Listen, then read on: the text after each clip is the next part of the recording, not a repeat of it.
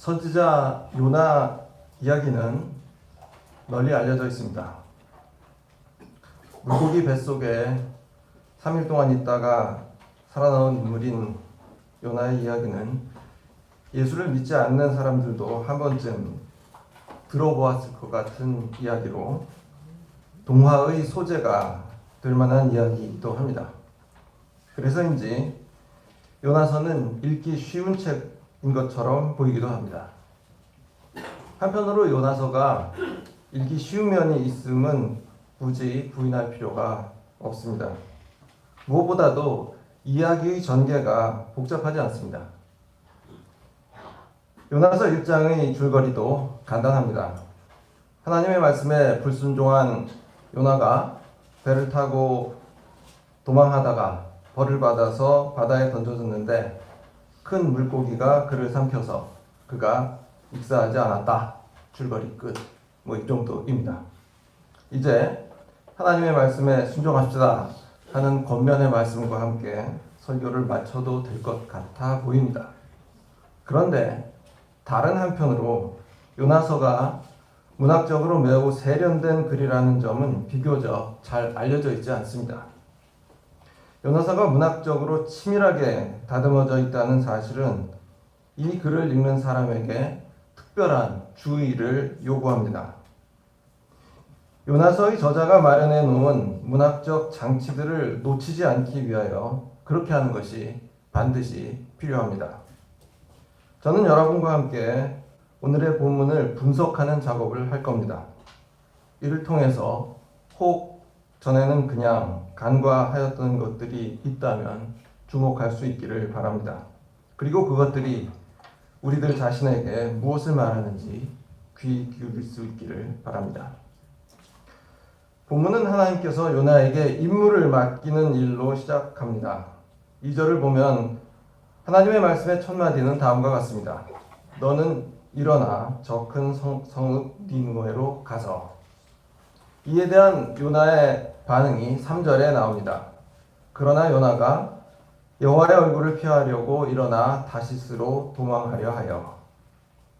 하나님께서는 요나에게 일어나 니느웨로 가라 라고 명령하십니다. 이에 요나는 일어나 다시스로 도망하려고 합니다. 히브리어 원문은 이 두 표현을 우리말 성경보다 더 잘 대조시킵니다. 이 대조를 통하여서 긴장이 유발되는데 이 긴장은 오늘의 본문뿐만 아니라 요나서가 끝날 때까지 계속 유지됩니다. 뭔가 어긋나는 일이 계속 발생하는 것입니다.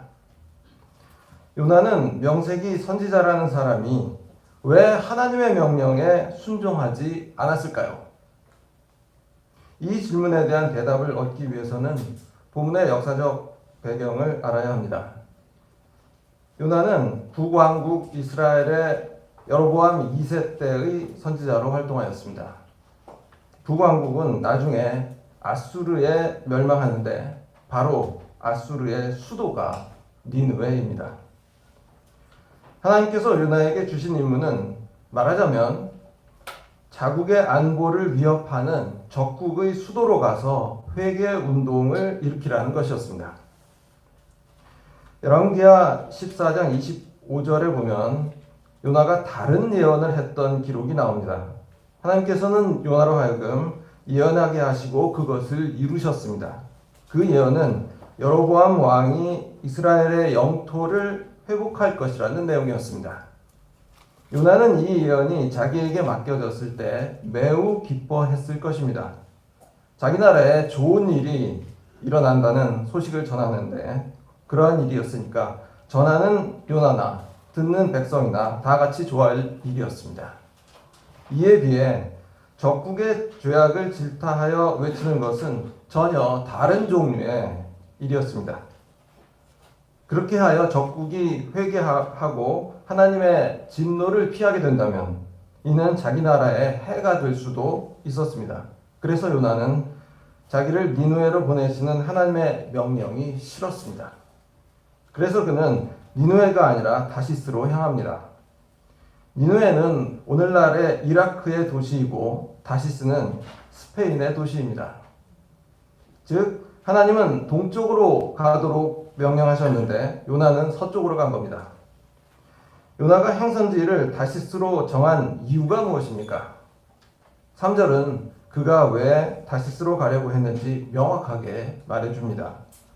3절은 같은 말을 반복함으로써 독자로 하여금 그 이유에 주목하게 합니다. 거기에는 여호와의 얼굴을 피하여 라는 말이 반복되는데 이 말은 매번 다시스라는 지명과 연결됩니다. 즉 요나가 다시스로 향한 이유는 단지 방향이 니느웨 반대쪽이기 때문만은 아니었습니다. 요나는 여호와의 얼굴을 피하려고 다시스로 향한 것입니다.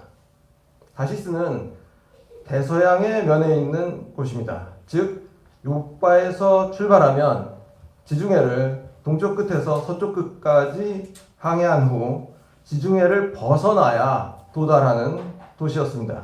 그래서 당시의 세계관에 의하면 세상의 끝에 놓여 있는 도시였습니다. 요나는 세상 끝으로, 즉 하나님의 영향력이 미치지 않는 곳으로 향했던 것입니다. 요새 쓰는 속어로 말하자면 배째라는 거죠. 거기에 가 있으면은 하나님께서 어쩌실 건데, 이런 생각을 가졌던 것입니다. 요나서의 저자는 요나의 이 행위에 집요하게 내려가다라는 동사를 사용합니다. 내려가다라는 동사는 3절에 2번, 5절에 1번 나옵니다. 우선 3절 중간쯤에 욥바로 내려갔더니 라는 말이 나오고 3절 끝에 배로 내려갔다라는 말이 있습니다. 우리말 성경에는 배에 올랐더라 라는 자연스러운 우리말 표현을 사용하고 있으나 히브리어 원문은 내려갔다 라고 되어 있습니다. 그리고 5절 끝부분쯤에 배 밑층에 내려가서 라는 말이 나옵니다. 요나는 욥바라는 항구 도시로 내려가고 배로 내려가고 배 밑층으로 내려갔습니다.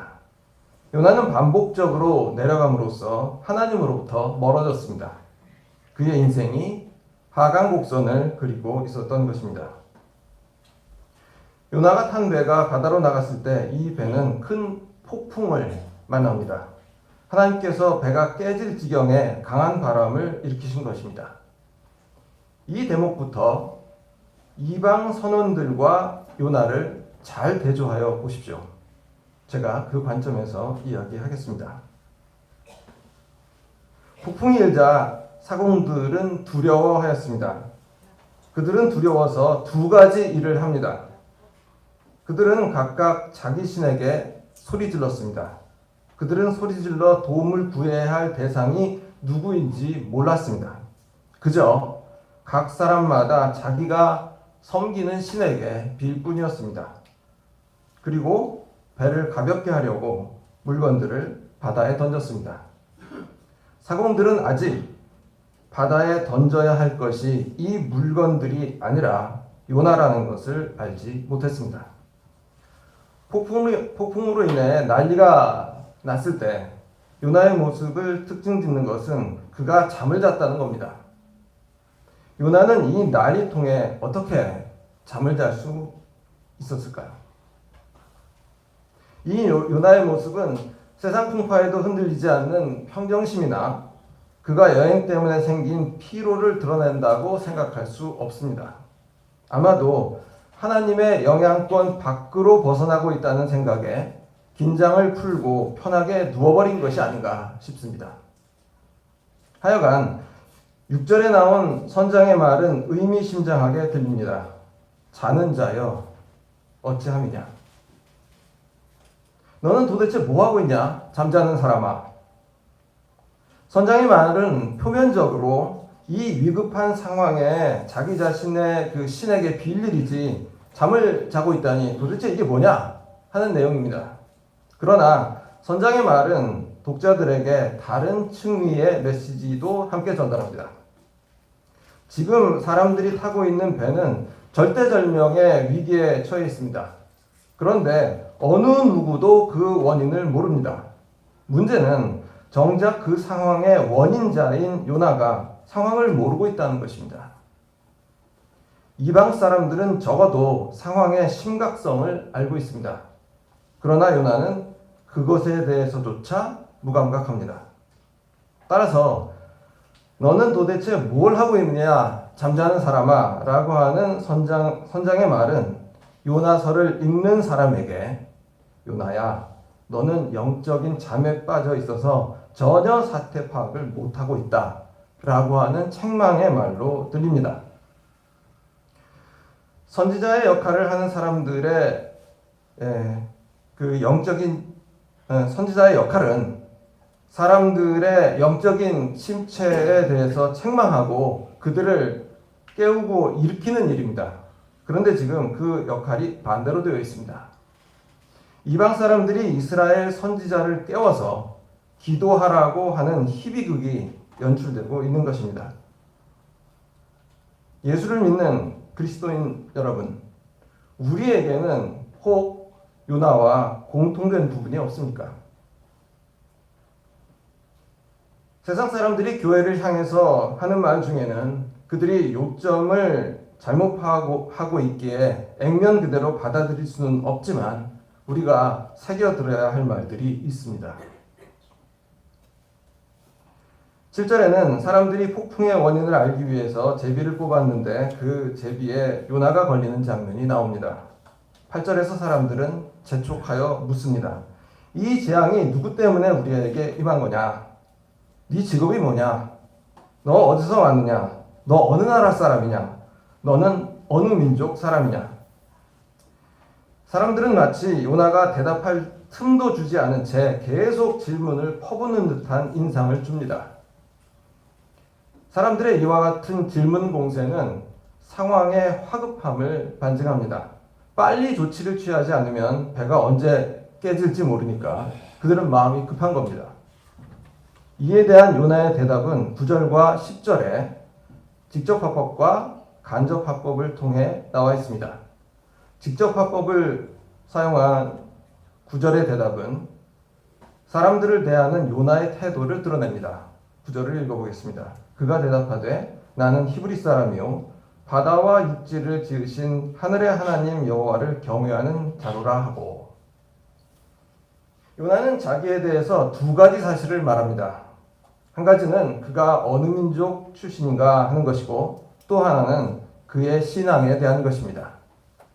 요나는 이 대답을 통해 자기는 이방인들과는 다르다라는 것을 부각시킵니다. 원문에는 그의 대답의 첫 마디가 히브리인입니다. 왠지 히브리인으로서의 긍지가 배어 나옵니다. 그리고 그는 자기가 하늘의 하나님 여호와를 경외한다고 소개합니다. 원문에는 경외하는 자가 아니라 나는 경외한다라고 되어 있습니다. 하여간 이 대목에서 그는 하나님을 가리켜서 바다와 육지를 지으셨다는 말을 첨가하여 하나님의 위대하심을 드러내고자 하는 것처럼 보입니다. 요나는 그에게 질문을 퍼붓는 사람들에게 하늘의 하나님 여호와는 그들이 섬기는 온갖 잡신과는 차원이 다른 분이심을 말합니다. 그런데 문제는 그가 왜 하나님을 그렇게 표현하는가 하는 점입니다. 요나는 진정으로 하나님을 바다와 육지를 지으신 분으로 믿고 있습니까?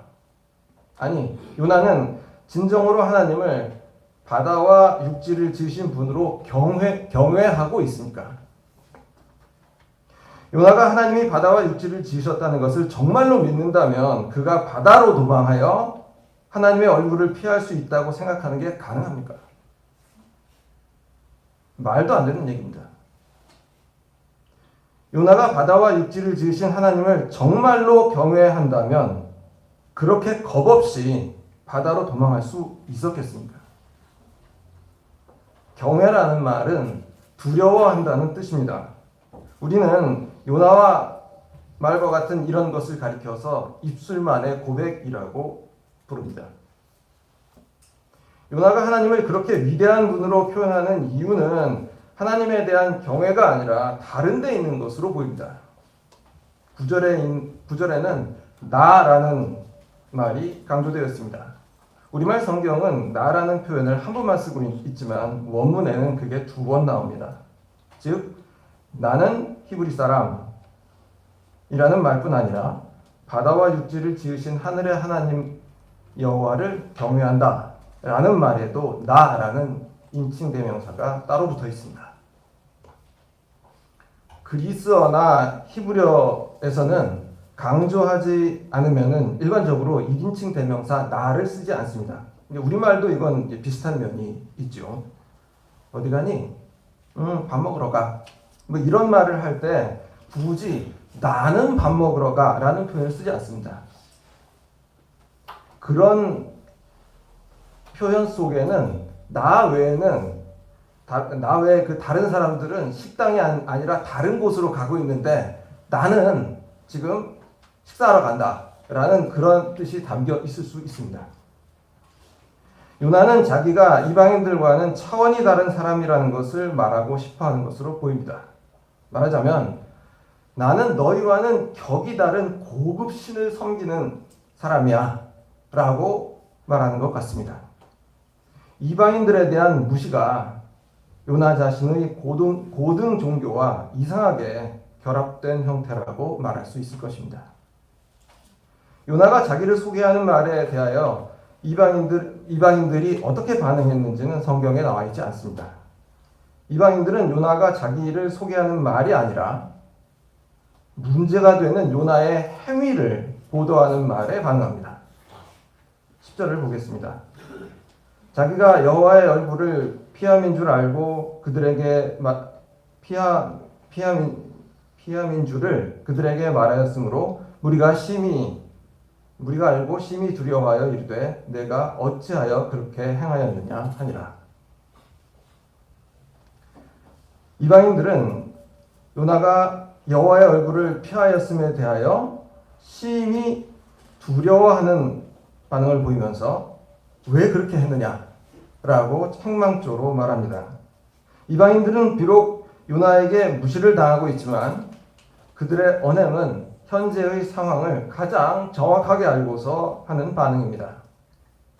요나는 경외를 운운했지만 그는 여호와의 얼굴을 피하면서도 그 일에 대해서 두려움을 갖지 않았습니다. 오히려 이방인들이 바로 그 일에 대하여 심히 두려워하며 요나의 잘못을 나무라고 있습니다. 요나의 태도와 이방인들의 언행을 대조해 보면 뭐가 잘못돼도 대단히 잘못되어 있습니다. 그들이 묻고 대답하는 사이에 바다는 더 흉흉해졌습니다. 사람들은 문제의 근원인 요나에게 어떻게 해야 바다가 잔잔케 될지 묻습니다. 요나의 대답은 자기가 폭풍의 원인이니까 자기를 바다에 던지라고 말합니다. 상황이 이쯤 되면 무리들이 요나를 바다에 던지는 것은 당연한 일입니다. 사실은 그들이 풍랑을 잔잔케 할 해결책을 요나에게 물어본 것조차도 그들이 감정에 휘둘리지 않는 집착한 사람들이라는 것을 보여줍니다. 그들은 잘못한 것이 없음에도 불구하고 폭풍을 만나 죽게 될 처지였습니다. 그들은 살기 위하여 절망적으로 그들의 짐을 바다에 던졌습니다. 그 사람들 중에는 자기의 전 재산을 던진 사람도 적지 않았을 것입니다. 그런데 폭풍을 일게 한 원흉이 누구인지 밝혀졌습니다. 재앙을 부른 이 인간은 남들을 죽게 만들어 놓고는 자기는 배 밑창에서 잠을 자고 있었던 사람입니다. 그런데 자기가 무슨 일을 저질렀는지도 모르는 사람처럼 다른 사람들을 무시하면서 잘난 체합니다. 무리들이 분노하여 집단적으로 요나에게 달려들어서 문매를 때리고 벌써 바다에 던져서도 전혀 이상할 것이 없는 상황이었습니다. 그런데 그들이 어떻게 합니까? 13절을 보면 그 사람들이 힘써 노를 저어 배를 육지에 돌리고자 합니다. 그들은 어떻게 해서든지 요나를 살리고자 합니다. 요나는 니느웨 사람들을 살리는 게 싫어서 도망했었습니다. 그런데 이방인들은 요나를 살리려고 힘을 다합니다. 참으로 믿기지 않는 광경입니다. 그러나 바다가 그들을 향하여 점점 거세어져서 그들이 배를 육지에 대려는 노력은 실패합니다. 이게 무슨 뜻입니까? 하나님께서 요나를 내놓으라 라는 신호를 보낸다는 뜻입니다. 마침내 사람들이 하나님께 외칩니다. 14절 중간입니다. 여호와여 구하고 구하오니 이 사람의 생명 때문에 우리를 멸망시키지 마옵소서. 무죄한 죄를 우리에게 돌리지 마옵소서. 주 여호와께서는 주의 뜻대로 행하심이니이다. 이 사람들의 말은 세 문장으로 되어 있습니다. 먼저 이 사람의 생명 때문에 우리를 멸망시키지 마옵소서. 이 말은 요나가 잘못한 것 때문에 우리 모두를 죽이지 말아달라는 겁니다.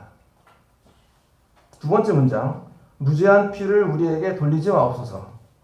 이 말은 우리가 요나를 바다에 던지더라도 그것을 우리가 살인하는 것으로 보지 말아달라는 강구입니다. 세 번째 문장은 그 이유를 언급합니다. 주 여호와께서는 주의 뜻대로 행하심이니이다. 즉 요나를 바다에 던지도록 하신 것은 바로 여호와시라는 겁니다. 구구절절 틀린 말이 하나도 없습니다. 이방인들은 어떻게든 요나를 살리려고 했지만 하나님의 뜻은 그를 바다에 던지는 것이었습니다. 그래서 하나님은 사람들이 요나를 바다에 던지는 그 행동을 할 때까지 계속 그들을 몰아붙이셨다는 것입니다. 이 모든 상황이 오로지 하나님의 손 안에 달려있다는 사실은 무리가 요나를 바다에 던지자마자 입증되었습니다. 무리가 요나를 바다에 던지자 바다가 곧 잠잠해졌던 것입니다. 요나가 경외했다고 말했던 그 여호와는 정말 바다와 육지를 지으시고 지배하는 하나님이시다 라고 하는 것이 드러났습니다. 이 모든 것을 경험한 그 사람들은 이제 여호와를 크게 두려워하였습니다. 그래서 그들은 하나님께 제사를 드리고 서원을 하였습니다. 여기서 서원이라고 하는 것은 우리가 무사히 육지에 도달을 하게 되면 이렇게 하겠습니다 라고 하는 말씀을 하나님께 드렸다라는 말입니다. 이 대목에서 그들이 하나님을 크게 두려워했다는 것은 하나님에 대한 그들의 태도가 진실이었다는 점을 크게 부각시킵니다. 배를 부숴버릴 것 같은 바다가 잔잔하게 되었을 때 사람들이 일반적으로 느끼는 감정이 무엇이겠습니까? 당연히 안도감입니다. 그런데 그 배에 있던 사람들은 그 잔잔해진 바다를 보면서 오히려 큰 두려움을 느꼈습니다. 바다가 잔잔하게 된 것이 그들을 안심시키기보다 하나님께 대한 두려움을 키웠다는 점을 간과해서는 안 됩니다. 배를 탔던 무리들과 요나는 대조적인 모습을 보입니다. 요나는 영적으로 계속 침체되어 갔습니다. 배가 욥바를 출발하여 넓은 지중해로 향했을 때 요나는 배를 탄 사람들 중 홀로 하나님을 아는 사람이었습니다. 그러나 하나님을 아는 그의 지식은 참 지식이 아니었습니다. 하나님을 가리켜 바다와 육지를 지으신 하늘의 하나님 여호와라고 표현한 그의 말이 틀렸다는 것이 아닙니다. 문제는 그의 지식이 그의 인격과 상관이 없었다는 점입니다. 하나님께서 바다와 육지를 지으신 하늘의 하나님 여호와라는 것을 아는 사람이 어떻게 여호와의 얼굴을 피하여 바다로 도망할 수 있습니까? 저와 여러분은 하나님을 압니까? 요나는 하나님을 가리켜서 바다와 육지를 지으신 하늘의 하나님 여호와라고 말했습니다. 여러분은 하나님을 누구로 알고 계십니까? 정말 그렇게 알고 계십니까? 요나가 보여준 모습은 요나만의 것이 아닙니다. 우리가 하나님을 안다고 말하면서 그 알의 내용과 어긋나게 산다면 우리의 언행은 우리가 하나님을 아는 지식이 참 지식이 아니라고 하는 것을 드러냅니다. 반면에 이방인들의 신지식, 그러니까 하나님을 아는 지식, 이 신지식은 계속 발전할 뿐만 아니라 진실됩니다. 그들이 두려워했다는 말은 오늘 본문에서 3번 나옵니다. 그런데 각각의 두려움은 동일한 두려움의 반복이 아닙니다. 이방인들이 두려워했다고 말하는 대목들을 본문에서 찾아보겠습니다. 그들이 두려워했다는 말이 처음 나오는 것은 5절입니다. 이때의 두려움은 무엇보다도 목숨을 잃을까 두려워하는 것으로서 그들은 각자의 신에게 도와달라고 부르짖었습니다.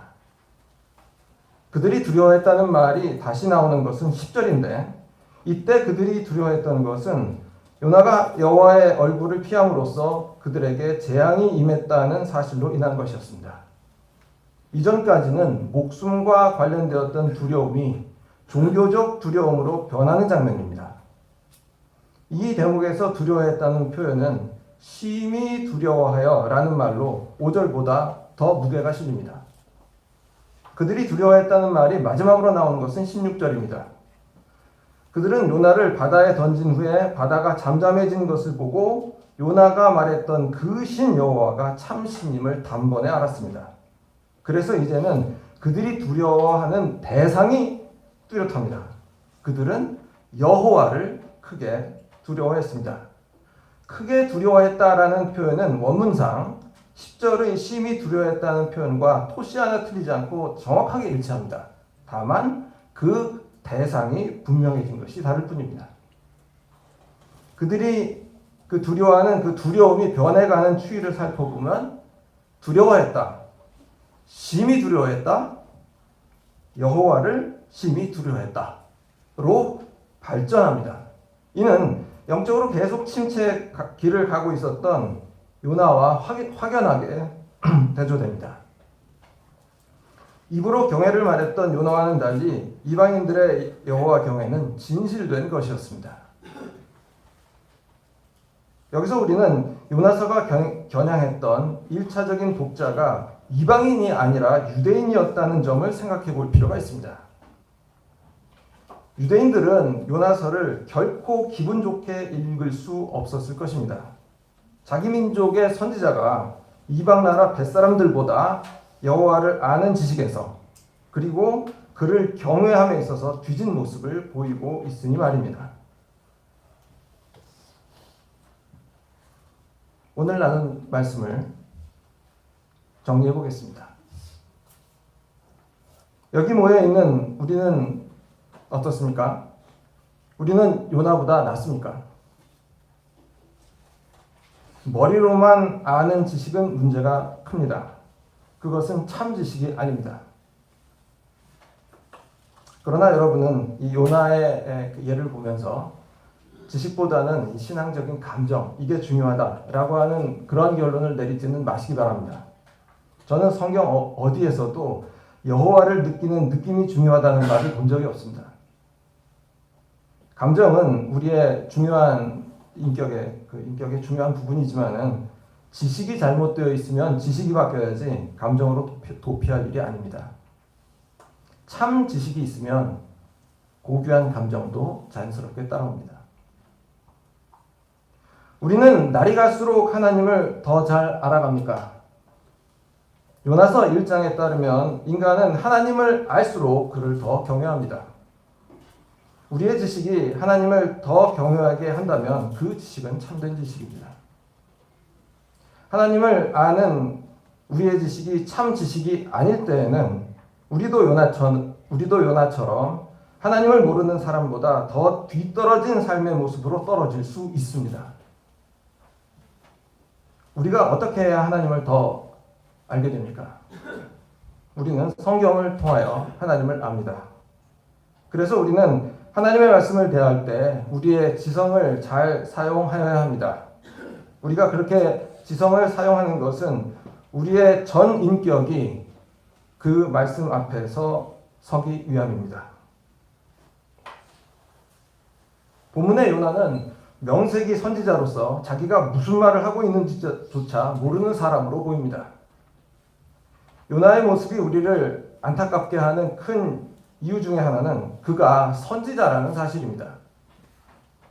그런 맥락에서 본문은 1차적으로 강단에 하나님의 말씀을 들고서는 선지자들에게 각성할 것을 촉구하는 메시지를 담고 있습니다. 물론 본문의 메시지가 그게 전부는 아닙니다. 우리는 요나의 불순종에만 주목하지 않도록 주의하여야 합니다. 그의 불순종은 하나님에 대한 참 지식의 결핍에서 나온 것입니다. 우리도 요나처럼 되지 말라는 법이 없습니다.